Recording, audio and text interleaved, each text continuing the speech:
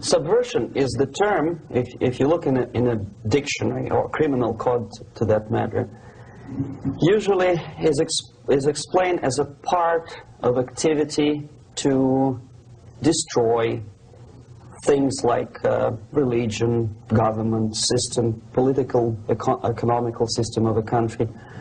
And usually it's linked to espionage and such romantic things as blowing up bridges, sidetracking trains, cloak and dagger activity in Hollywood style.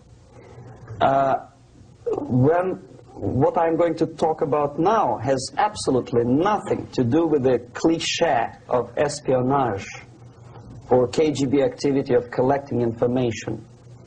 So the greatest mistake or misconception, I think, is that whenever we are talking about KGB, for some strange reason, starting from Hollywood movie makers to professors of political science and quote-unquote experts on Soviet affairs, or Kremlinologists as they call themselves, they think that the most desirable thing for Andropov and the whole KGB is to steal blueprints of some supersonic jet, bring it back to Soviet Union and sell it to the Soviet military-industrial complex.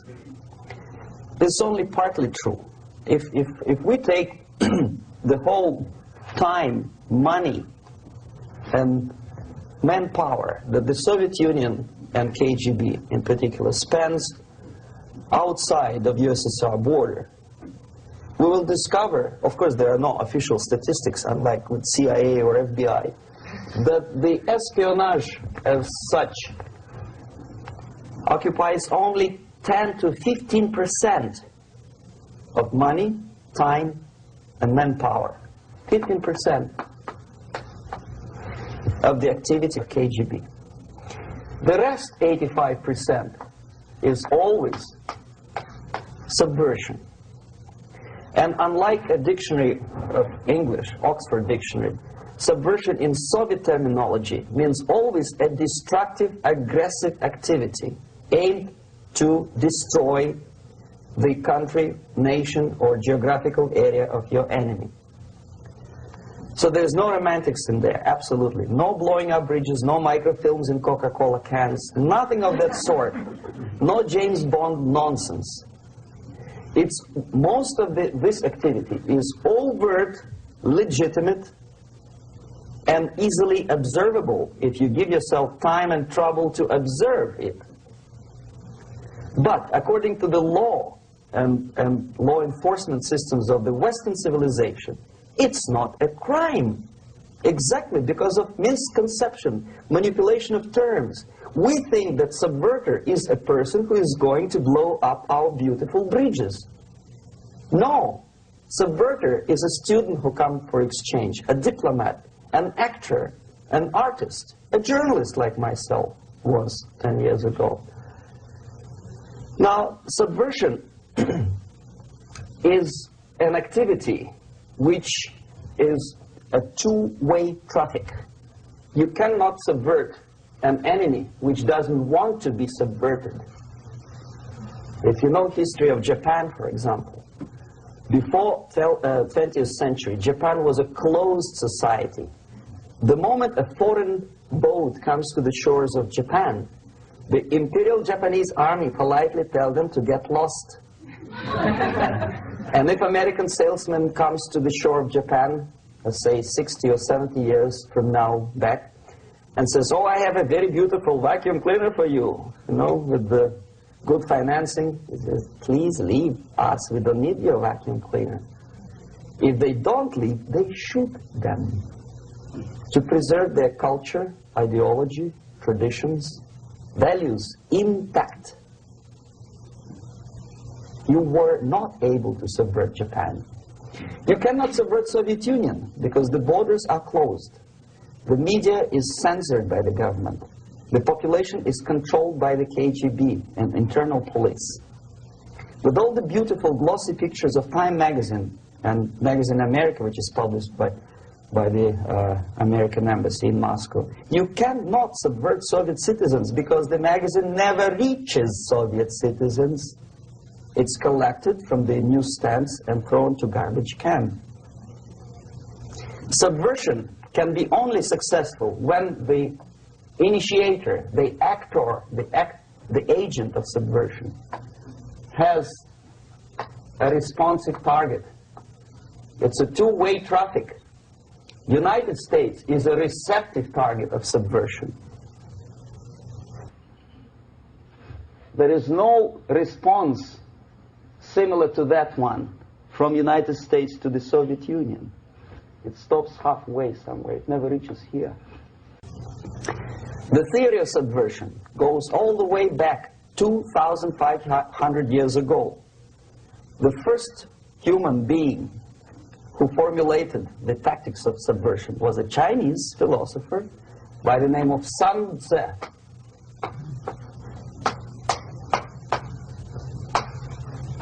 2,500 years BC. He was an advisor for several imperial courts in ancient China. And he said, after long meditation, that to implement state policy in a warlike manner, it's the most counterproductive, barbaric, and inefficient to fight on a battlefield. You know that war is continuation of state policy, right? So if you want successfully to implement your state policy, and you start fighting, this is the most idiotic way to do it. The highest art of warfare is not to fight at all,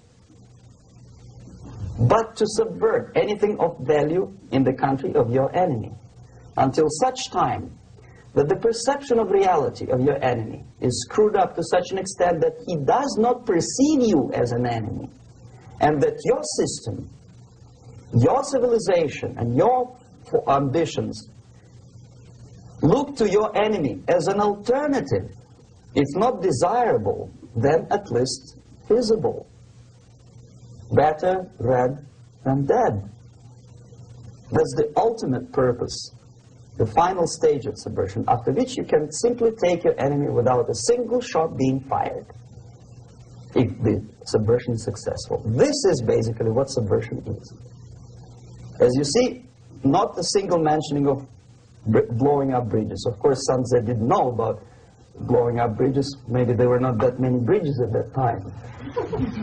But the basics of subversion is being taught to every student of KGB school in USSR and to officers of military academies. I'm not sure if the same author is included in the list of reading for American officers, to say nothing about ordinary students of political science. I had difficulty to find the translation of Sun Tzu in the library of a university in Toronto and later on here in Los Angeles. But it's a book which is not available. It is forced to every student in USSR. Every student who is taught to be dealing further in his future career with foreigners. What subversion is? Basically, it consists of 4 periods, time-wise. If we start from here and go this way, time, right? This is the beginning point. The first stage of subversion is the process which is called, basically, demoralization. It says for itself what it is.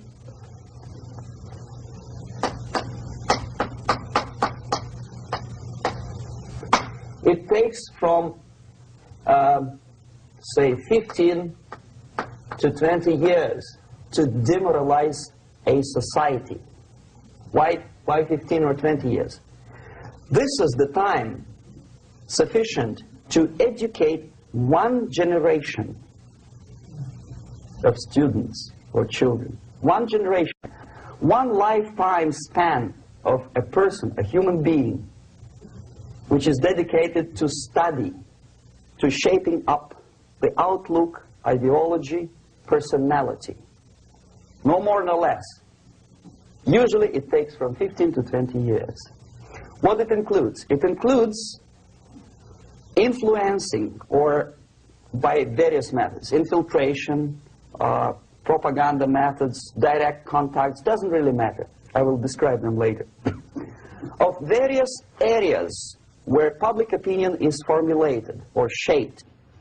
Religion, educational system, social life, administration, law enforcement system, military, of course, and labor and employer relations, economy. Okay? 5 areas. I will not write them down because we will not have enough space. Sometimes when I describe all the methods, students ask me question, are you sure this is the result of the Soviet influence? Not necessarily. You see, the tactic of subversion, about which I'm talking, is similar to the martial art, the Japanese martial art. If some of you are familiar with that tactic, probably you will remember that if an enemy is bigger and heavier than yourself, it would be very painful to resist his direct strike. If a heavier person wants to strike me in the face, it would be very naive and counterproductive to stop his blow. The Chinese and Japanese judo art tells us what to do. First to avoid the strike, then to grab the fist and continue his movement in the direction where it was before, right? Until the enemy crashes in the wall. You see? So, what happens here? The target country obviously does something wrong. If it's a free democratic society, there are many different movements within the society. There are obviously, in every society, there are people who are against this society. They may be simple criminals, ideologically in disagreement with the state policy, conscientious enemies, simply psychotic personalities who are against anything, right? And finally, there are a small group of agents of a foreign nation, bought, subverted, recruited, right? The moment all these movements will be directed in one direction, right? This is the time to catch that movement and to continue it until the movement forces the whole society into collapse, into crisis, right? So that's exactly the martial art tactic. We don't stop an enemy. We let him go. We help him to go in the direction we want them to go. Okay? So, on the stage of demoralization, obviously there are tendencies in each society, in each country, which are going to opposite direction from the basic moral values and principles. To take advantage of these movements, to capitalize on them, is the main purpose of the originator of subversion. So we have religion, we have education, we have social life, we have power structure, we have labor relations, unions, and finally we have law and order. 1, 2, 3, 4, 5, 6. Okay? These are the areas of application of subversion. What it means exactly? In case of religion, destroy it, ridicule it, replace it with various sects, cults, which bring people's attention, faith, whether it is naive, primitive, doesn't really matter. As long as the basically accepted religious dogma is being slowly eroded and taken away from the supreme purpose of religion, to keep people in touch with the supreme being, that serves the purpose. Therefore, replace it, accepted, respected religious organizations with fake organizations. Distract people's attention from the real faith and attract them to various different faiths. Education. Distract them from learning something which is constructive, pragmatic, efficient. Instead of mathematics, physics, foreign languages, chemistry, teach them history of urban warfare, natural food, home economy, your sexuality, anything, as long as it takes you away, okay, Social life. Replace traditionally established institutions and organizations with fake organizations. Take away the initiative from people. Take away the responsibility from naturally established links between individuals, group of individuals, and society at large, and replace them with artificially, bureaucratically controlled bodies. Instead of social life and friendship between neighbors, establish social workers institutions. People who are on payroll of whom? Society? No. Bureaucracy. The main concern of social workers is not your family, not you, not social relations between groups of people. The main concern is to get the paycheck from the government. What will be the result of their social work doesn't really matter. They can develop all kind of concepts to show to the government and to the people that they're useful. Okay, away from the natural links, power structure. Okay, the natural bodies of administration, which are traditionally either elected by people at large or appointed by elected leaders of society, are being actively substituted by artificial bodies. The bodies of people, groups of people, whom nobody elected. Never. As a matter of fact, most of the people don't like them at all, and yet they exist. One of such group is media. Who elected them? How come they have so much power? Almost monopolistic power on your mind. They can rape your mind. But who elected them? How come they have a nerve to decide what is good and what is bad for the elected by you, president, and his administration? Who the hell are they? Spiro Agnew, who was hated by the liberal left, called them a bunch of enfeebled snobs. And that's exactly what they are. They think they know. They don't. The level of mediocrity. In a big establishment like New York Times, Los Angeles Times, major television network, you don't have to be excellent journalist. You have to be exactly a mediocre journalist. That's easier to survive. There's no competition anymore. You have your good, nice income, $100,000 a year. That's it. Whether you are better or worse doesn't really matter anymore. As soon as you are smiling to the camera and do your job.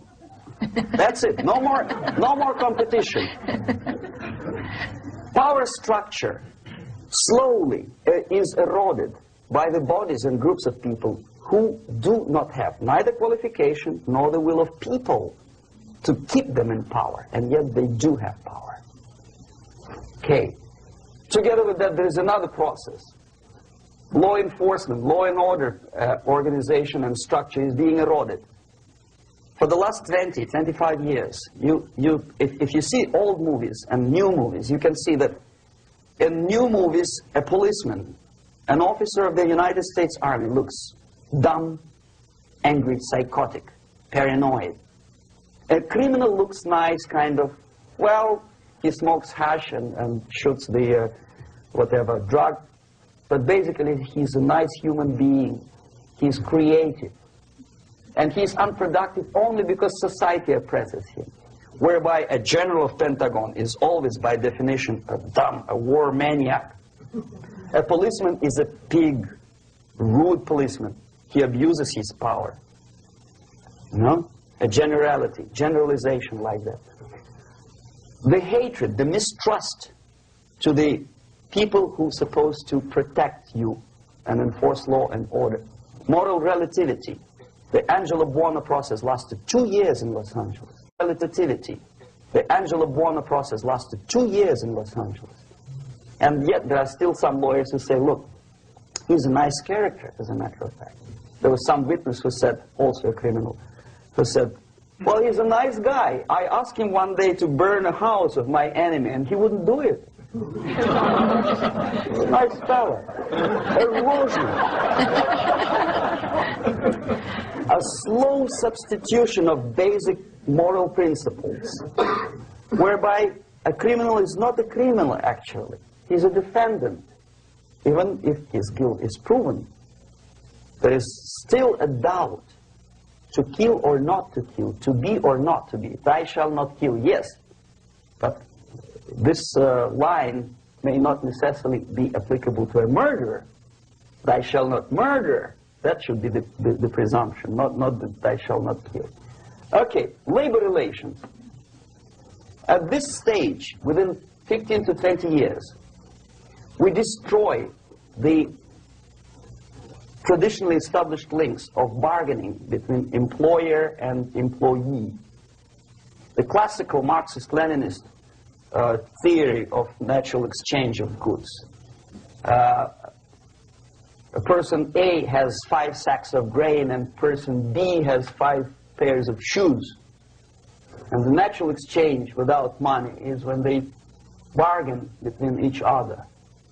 And only with the introduction of the third force C, an entirely third foreign stranger who says, no, don't give him 5 sacks of grain, give it to me, and you give me your 5 pairs of shoes, and I will distribute it accordingly, so that the economy will go. This is the death of natural exchange, death of natural bargaining. Well, trade unions were established 100 years ago. The objective was to improve working conditions and to protect the rights of workers from those employers who were abusing their right because they had more money. Objectively, at that time, initially, the trade union movement did work. What we see now is that the bargaining process is no longer resulting in the compromise, which is leading objectively to betterment of working conditions and increase of salary. What we see is that after each prolonged strike, the workers lose. Even if they have 10% increase of their salaries, they cannot catch up due to inflation and due to missed time. More than that, millions of people suffer from that strike because economy now is interdependent. It's intertwined like one body. If previously steel workers, say 100 years ago, could strike and nobody would suffer, now it's impossible anymore. If a garbage collector strikes today, the rest of the multi-million city is stinking. I mean, there's no more service. In Quebec, for example, we had the electricians who were on strike in the middle of winter. You can freeze your bottom, and they still were on strike. Did they catch up with the salary? No, they lost. Who benefited? The leaders of trade unions. What is the motivation for strike? Improving of a workers' condition? No, obviously it's not. Then what is it? Ideology. To prove to these capitalists. And the obedient horde of workers, like sheep, follow these people. And they cannot disobey. Why? Because if they do, you know what happens to them. Pickets, murders, shooting truck drivers by picketers. In Montreal, for example, I saw with my own eyes when I was correspondent of CBC International, Canadian Broadcasting Corporation, when the workers of aircraft factory destroyed computers and the equipment in the factory. And the administration employed strike breakers. Their cars were turned upside down and burned. Their houses were burned. Their kids were intimidated. And some victims were there. Of that you can be sure. Why? To improve conditions of workers? No. Ideology. Okay, so this is what happens basically. It may or may not happen without the help of the Soviet Union. But the natural tendencies are being greatly taken advantage of and capitalized by the Soviet propaganda systems. How? Whenever trade union strikes, we have influx of propaganda, mass media, ideological dissemination. The workers' right, and we repeat it like parrots. Yes, workers' right. Whose rights? Workers? No. The only freedom of worker to sell his labor according to his own desire and will is taken away from him. By whom? By trade union boss. Unlimited power is given. Responsibility. I want to sell my labor not for $2.50 an hour, but for $2. I don't have right. My freedom is denied to me.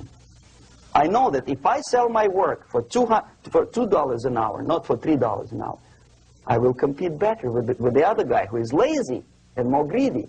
I don't need $3. I need only $2. No, I was made to believe by media, by business, by advertising agencies that I need more and more and more. Have you ever heard any advertising on TV to consume less? No. No way. Whether you need a six-cylinder car or not, you have to buy it. And hurry up. When I was driving here on the local radio station, an excited announcer said, "You hurry up, rush and save, save, save. There is a pantyhose sale."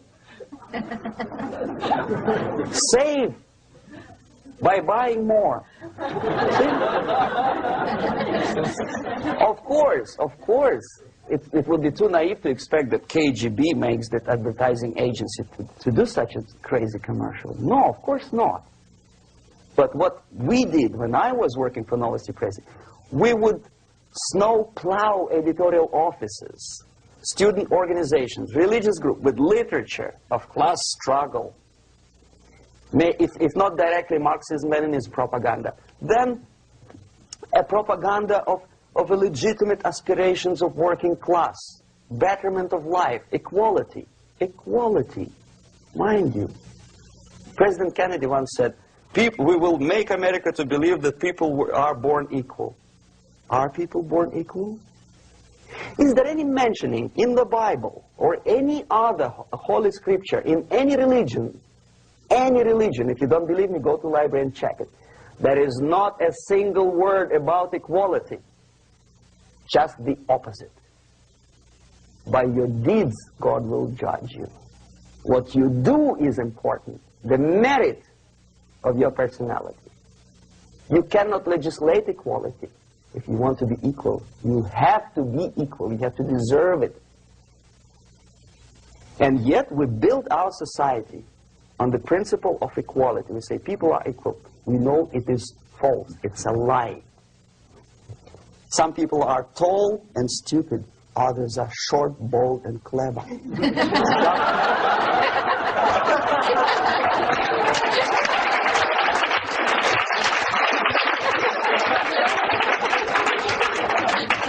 If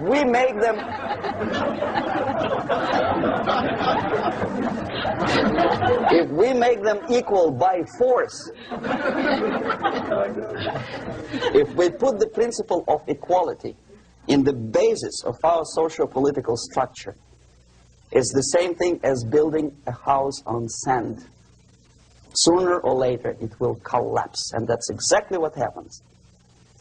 And we, as Soviet propaganda makers, are trying to push you in the direction which you go yourself. Equality, yes, equality. People are equal.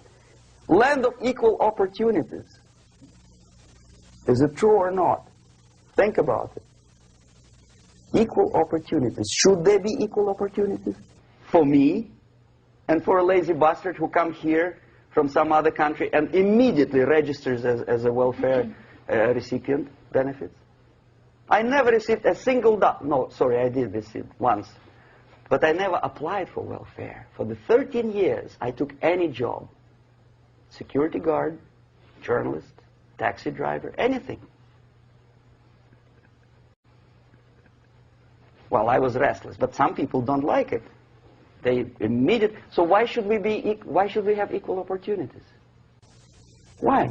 The equal opportunity to excel. Equal opportunity in equal circumstances, yes, but you know people are different. To excel, yes, provided we reach the same level of excellency, perfection, which is hypothetical, distant future. Yes, maybe. But we know perfectly well that even with the best intentions, people could not be equal. Why should we have equality in the, say, legal system? Myself, I'm considering myself a law-abiding citizen, and a person who comes here to rob and shoot, say, the United States administration under Carter imported thousands of Cuban criminals. They were non-criminals, yet they were accepted.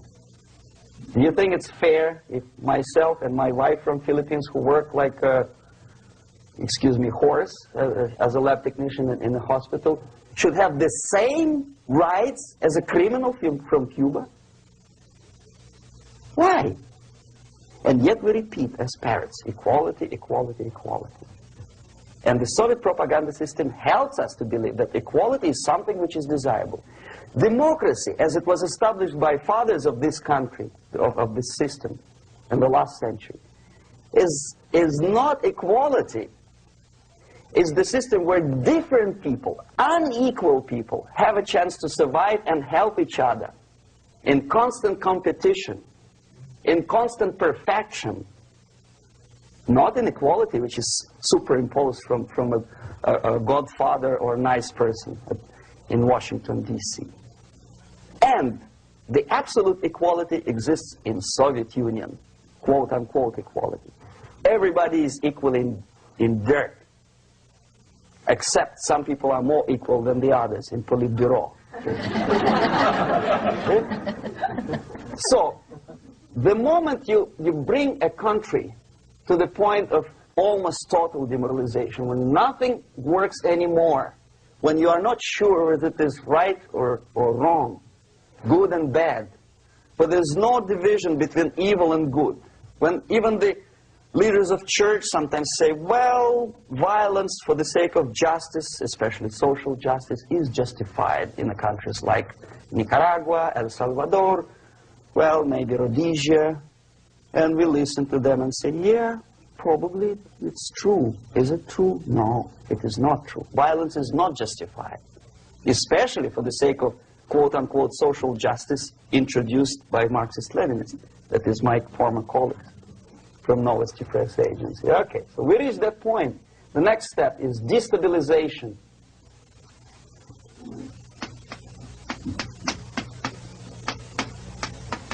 Again, this word says for itself what it is. To destabilize all the relations, all the accepted institutions and organizations in a country of your enemy. How you do it? You don't have to send a battalion of KGB agents to blow up bridges. No. You let them do it themselves. The area of application is, again, it's narrower now. Not like the previous case. The overt legitimate actions of the KGB in this case would be hardly noticeable.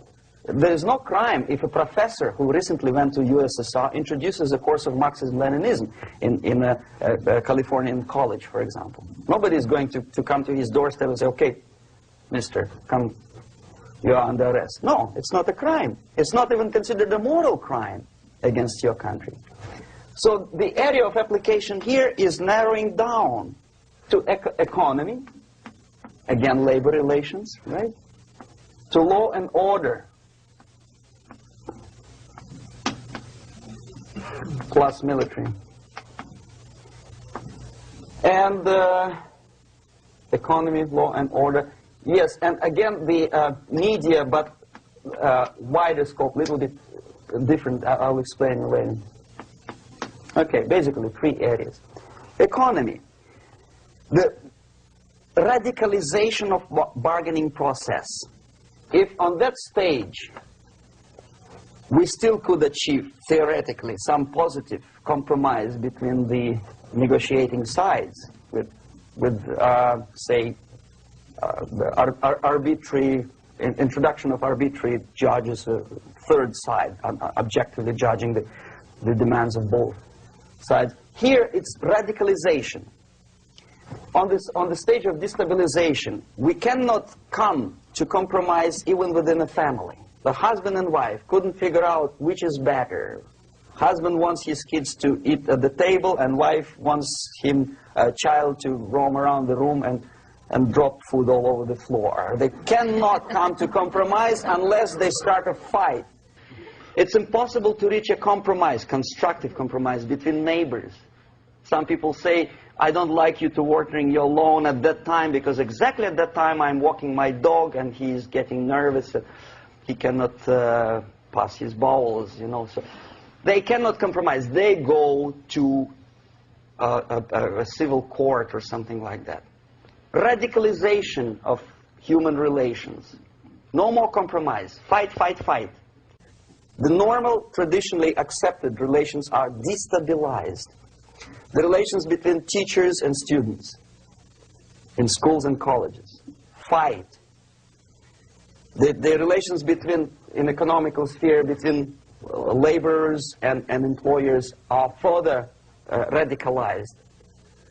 No more acceptance of the legitimacy of demands of workers. Unlike Japanese, with the theory Z, if you ever heard about it, where the workers are involved in the decision-making process, therefore they don't have moral incentive to fight their bosses. In the United States, it's just the opposite. The harder is the fight, the better. The more heroic they look. When the Greyhound network was on strike recently, the correspondents of local TV networks all over the United States were approaching the strikers, and they say, oh yes, we are doing something nice. They looked like heroes and they were proud. There was some family, the husband was bus driver. Now they decided in a protest against the bosses to camp somewhere in the forest. And they were presented to the audience as a heroic, nice people. You see? The violent clashes between passengers, picketers, and the strikers are presented as something normal. 10, 15, 20 years ago, we would be angry, say, why so much hatred? Today we are not. We say, well, commonplace. Radicalization, militarization sometimes. As I explained on that stage, I took a step a little bit further. Shooting people. Okay, law and order now also is pushed into the area where previously people settled their differences peacefully and legitimately. Now we are getting with this court cases in the smallest irrelevant cases. We cannot solve our problems anymore. The society at large becomes more and more antagonistic between individuals, between groups of individuals, and the society at large. The media puts himself in the opposition to the society in general, at large. Separate, alienated. Okay? On that stage, you remember I was talking a couple of hours ago about the sleepers. That's when the students from, say, United States, if they are trained in Lumumba University, or developing nations, that's the students I was dealing with, are being sent back from the Soviet Union here. Or if they were already in the United States, in the country, which is an object of subversion, they spring to action. The sleepers go up. They slept for 15 to 20 years. Now they become leaders of groups, preachers, I don't know, public figures. Prominently they actively include themselves in a political process. All of a sudden we see a homosexual. 15 years ago he did his dirty job and nobody cared. Now he makes it a political issue. A political issue. He demands recognition, respect, human rights, and he rallies a large group of people. And there are violent clashes between him and police, his group and ordinary people, no matter what. It's black against white, yellows against green, doesn't matter where the division line goes. As long as this group come into antagonistic clash, sometimes militantly, sometimes with firearms, that is destabilization process. The sleepers, many of whom are simply KGB agents, become leaders of the process of destabilization. Doesn't mean that Comrade Andropov sends Comrade Ivanov to the United States. The person who takes care is already here. He's a respected citizen of the United States. Sometimes he gets money from various foundations for his legitimate struggle for, I don't know, human rights, women's rights, kid lib, prison lib, whatever. There are sympathetic Americans who donate their money to him. This stabilization process usually leads directly to the process of crisis. In case of developing nations, that's the area where I was active. The process starts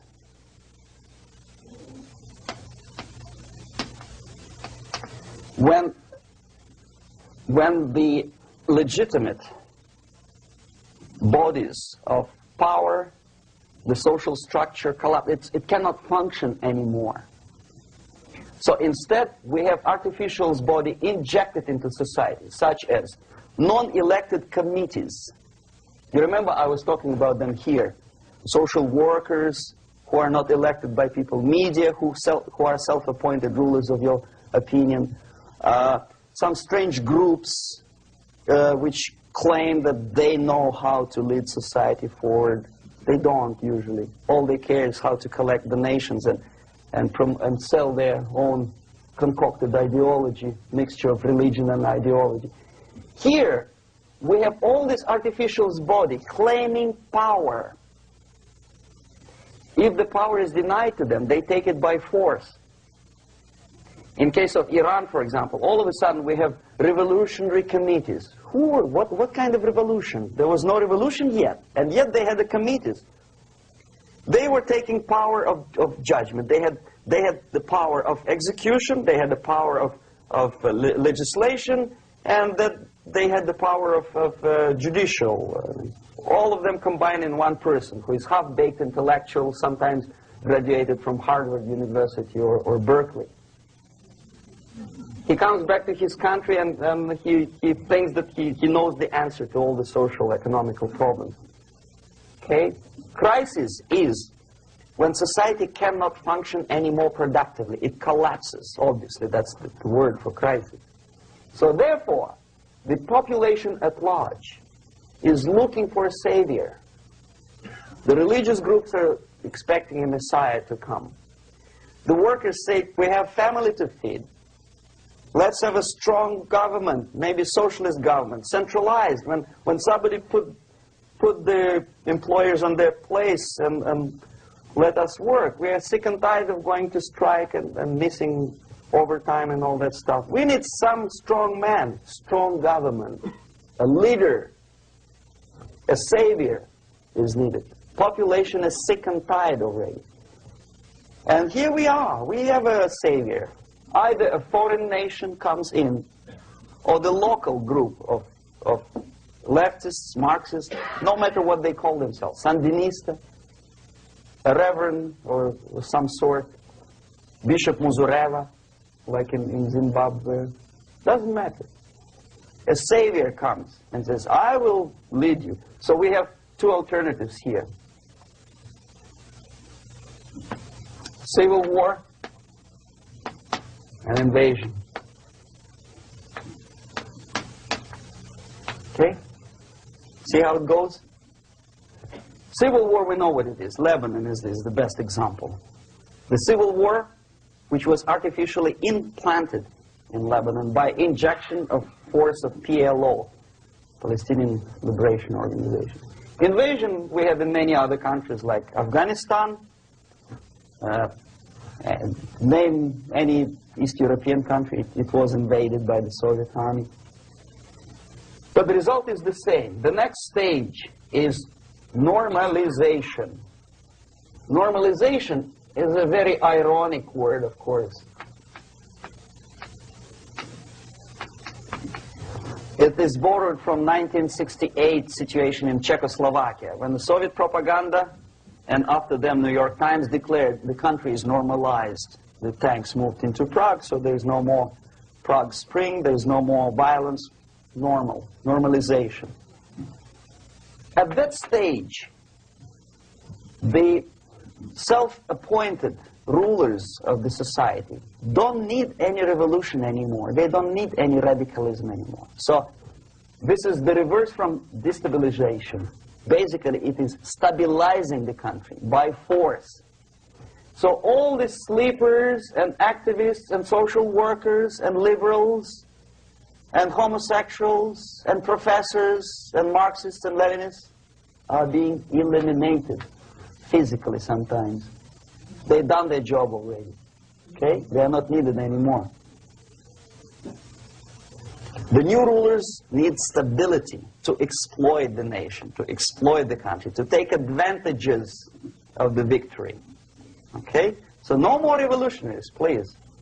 And that's exactly what happens in a number of countries. You remember Bangladesh? This is the crisis in which I was instrumental. First they had Mujibur Rahman. In 1971, he was the leader of People's Party, Awami League, with mustache like Stalin. He was in Russia many times. In 5 years, he was shot by his former colleagues, Marxists. He fulfilled his function. In Afghanistan, it happened 3 times.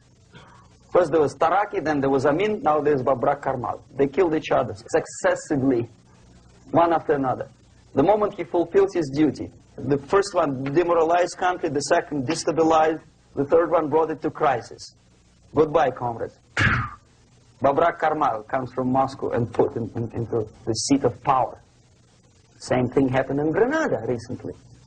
Maurice Bishop, Marxist, was killed by Austin, what's his name, General something, who was also a Marxist. Right?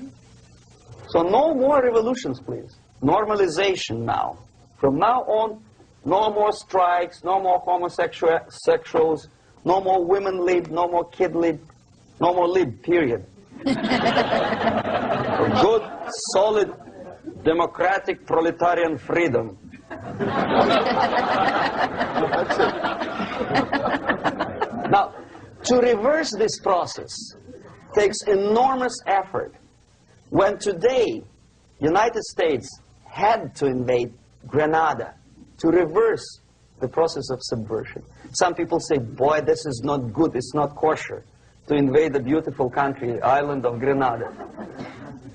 Well, why didn't you stop the process here, when Grenada was just approached by leftists? Why not to prevent Maurice Bishop to come in power in the first place? Did Grenadians want him?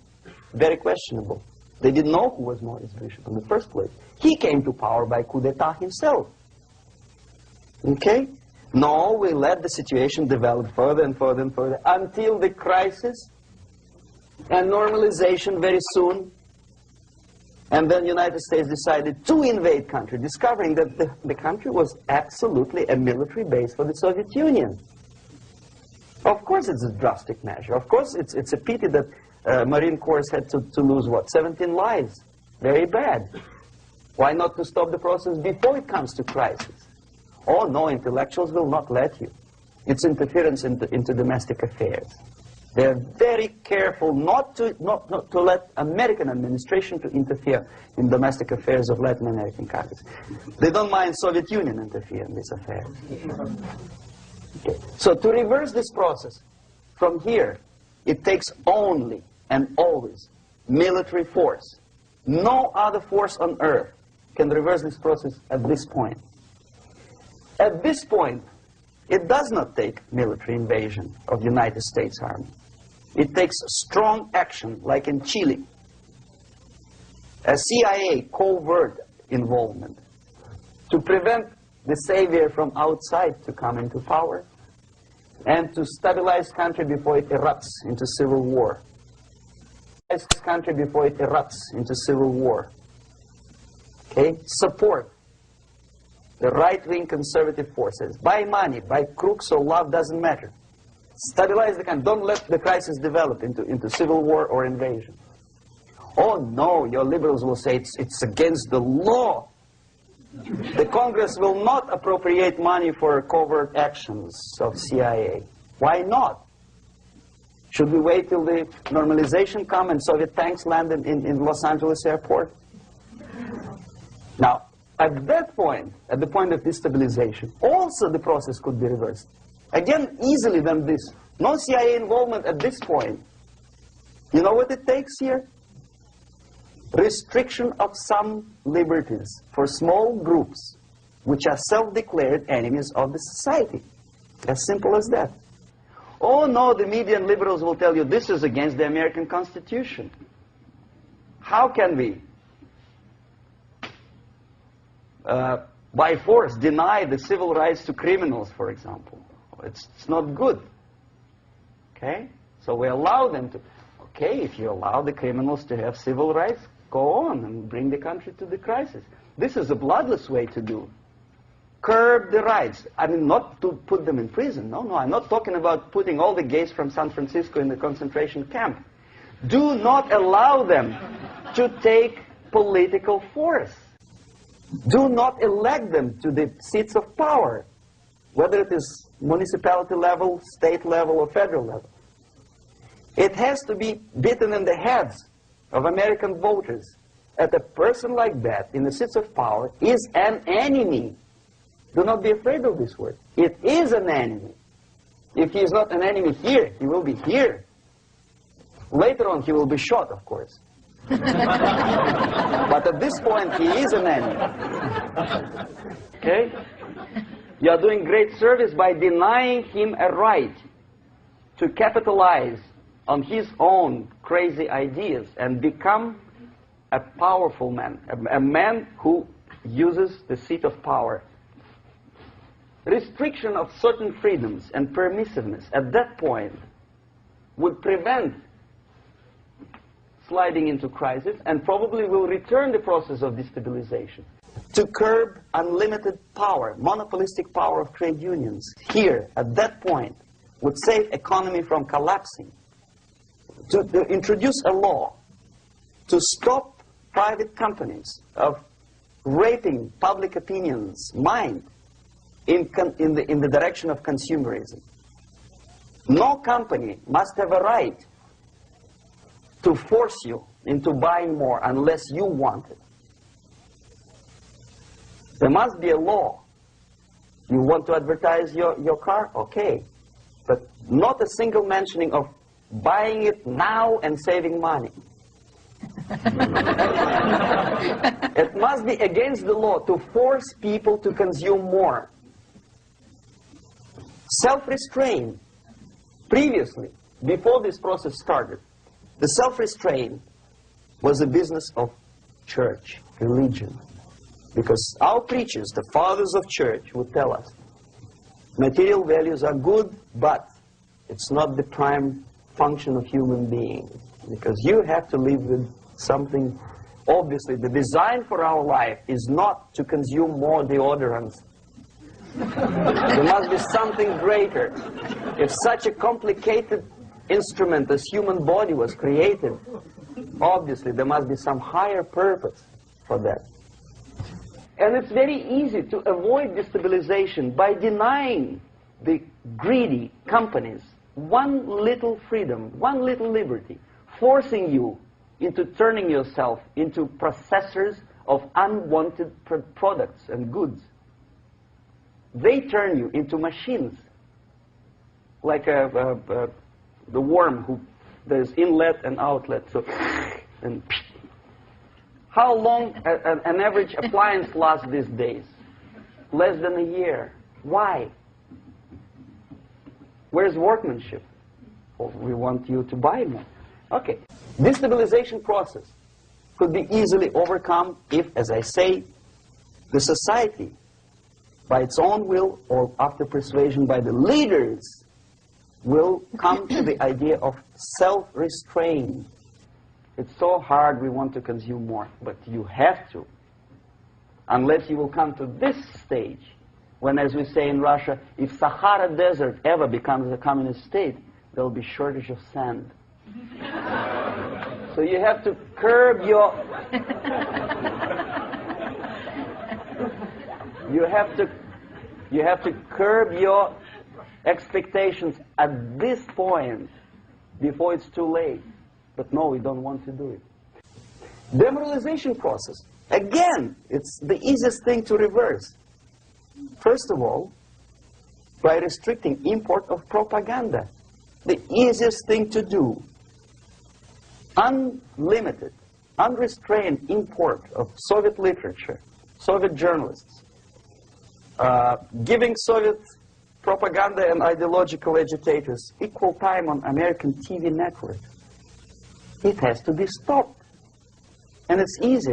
They won't be offended, mind you. As a matter of fact, they will respect America more. But when my former colleague Vladimir Posner appears on Nightline, and Ted Koppel asks him, well, Vladimir, what do you think about this? And what can he think? He is an instrument of propaganda. He thinks what Comrade Andropov tells him to think. He is just a nice, articulate mouthpiece of the Soviet subversion system. And Ted Koppel makes you believe that my friend Vladimir Posner thinks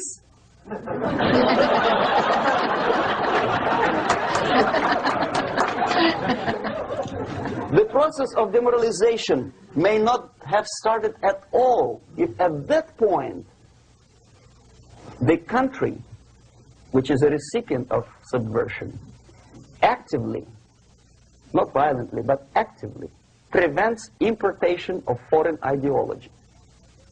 I don't want America to follow the pattern of ancient Japan.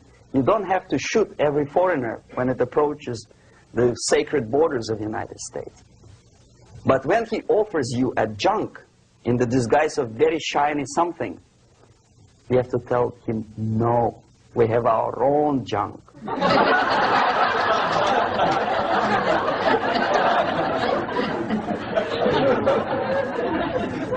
If at that point the society is strong, brave, and conscientious enough to stop importation of ideas which are foreign, then the whole chain of events could be prevented. Recently I've been to Philippines, and I was shocked how in big cities like Manila, children listen to deafening music. A melodious nation with long traditions of good, nice ethnic music, introduced by Spanish long time ago, maybe 2 centuries, 3 centuries ago, I don't remember how. All of a sudden listen to musical garbage, blasting their radios at full blast, at full volume. Why? In India, I spent many years watching the reactions of Indians walking out of movie theaters after seeing Hollywood production. They couldn't figure out why Americans are so wasteful. They smash their cars, their shiny cars, every 5 minutes. How come they shoot each other for $500,000? Is it true that they're so obsessed with sex? Can you imagine showing a movie where each 5 minutes there's a copulation on the screen to a country like India with long tradition of respect to these private matters, or to Pakistan? And United States expect these people to respect you? No way. Oh yes, they will see the movie, they'll pay 5 rupees to see that garbage, but they walk out and will tell their kids, don't respect Americans, don't be like Americans. See? So, the process of demoralization could be stopped right here, both as an expert and as an import. And that takes one step, one very important thing to do. You don't have to expel all the KGB agents from Washington, D.C. The most difficult and at the same time the simplest answer to the subversion is to start it here and even before, by bringing back the society to religion, something that you cannot touch and eat and put on yourself, but something that rules society and makes it move and preserve it.